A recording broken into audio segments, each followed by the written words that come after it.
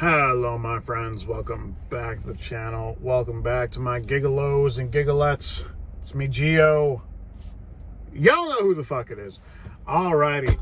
This is huge news coming out in terms of gig economy, Uber and Lyft, and everything in between. This affects stock prices. This affects jobs. This is big news. I know this does not appear like my GMC terrain because it's not. This is my girlfriend's Hyundai. We're doing some Instacart today. I finished my delivery and let's just say she's a little unhappy right now, so I'm gonna get her some Starbucks. It's kind of my fault. I'll tell the story some other time. All right, so I apologize for the angles being all fucked up. Her vent magnets are in weird places, and yeah. All right. So the news came out yesterday. Hertz files for bankruptcy after 16,000 employees were let go, and CEO made over $9 million. That's kind of a strange end to that headline. After 100 years in business, Hertz filed for bankruptcy on Friday, proving to be yet another casualty during COVID-19. So this story came out on Friday. Their stock, I believe, let's check that out really quick, and then we'll talk about the whole. Sorry, 1 second, guys. I really should have a tab open for this.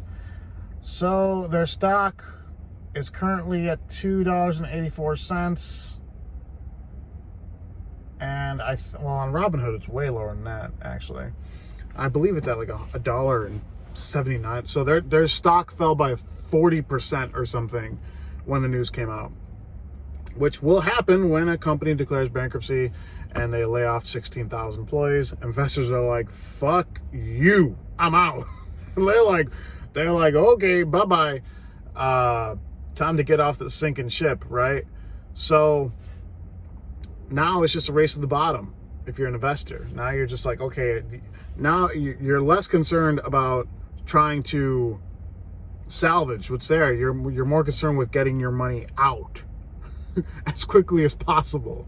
You know, the house is on fire and you're going for the fucking safe. You know what I'm saying? All right. So I didn't even know about this until one of my driver buddies communicated it to me.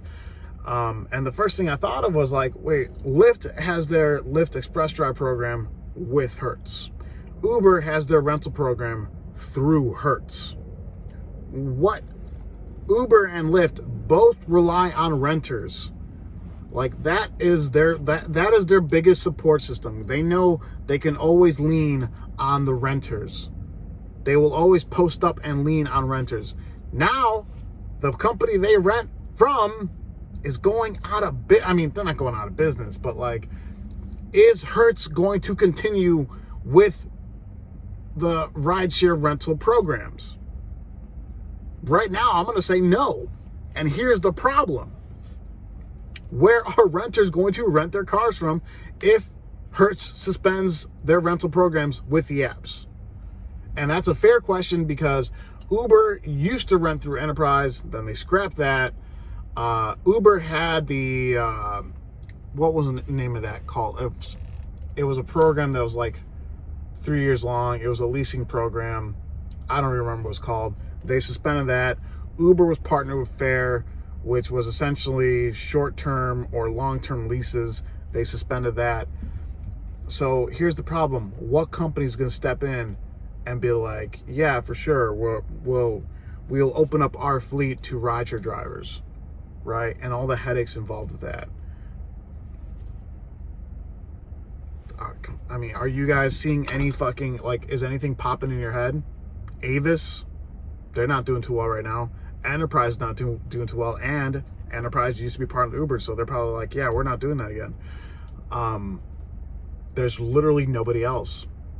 Either a brand new car rental company opens up and pops up soon, or Uber and Lyft may be permanently suspending their rental programs. And as someone who has rented, I'm like, I was not in love with that program. I rented for 3 weeks a couple years ago. You guys remember? So this is definitely going to affect the renters first, obviously, because if you can't rent a car, how are you going to run gigs if you can't rent a car? You know, you now you have the option to go buy a car or stop doing gigs, essentially. Go out and get a job. But this is going to affect Uber and Lyft because look who, okay, for example, Lyft, when they slashed their rates, when they had their rate, their rate restructure, in some of these markets, like in Vegas, for example, I think you're getting 35 cents a mile if you're a renter, which you shouldn't be even driving at that point for rates that low. But now, if they're taking the rentals away, and like, I'm not saying for sure it's going to happen. I'm not fucking trying to doom speak it. But if it does happen, guess what? The people you fucking hit and beat down the hardest, the renters, are out permanently if they can't fucking rent, especially if they can't make money driving and they have no one to rent from. They are out. They are off like a prom dress. They're not sticking around. So what are they going to do?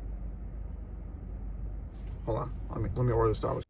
Man, that guy was friendly. Okay, I'm back. So yeah, guys, let me know what you think in the comment section. This is a huge story. I don't even know, honestly. Like, renters won't be able to rent from Uber and Lyft, or won't be able to rent, you know, and drive. That way they won't be able to drive. And since Uber and Lyft, they, you know, even though that's their most abused working class, essentially, Uber and Lyft needs those renters the most, because those renters are the ones putting in the longest hours. They're the ones who are on the road day after day after day after day after day after day to, one, pay off the rental, and then two, to try to put some money in their pockets. Now, if in fact they suspend the rental programs, Uber and Lyft will not be able to rely on their, you know, on the soldier ants anymore. You know, what are they going to do? So let me know what you guys think of the comment section, and yeah, I'll be sure. This is gonna be. I'm looking forward to reading these comments. So everyone, please stay safe, stay driven, stay healthy, stay classy. I'll talk to you next time. Bye bye.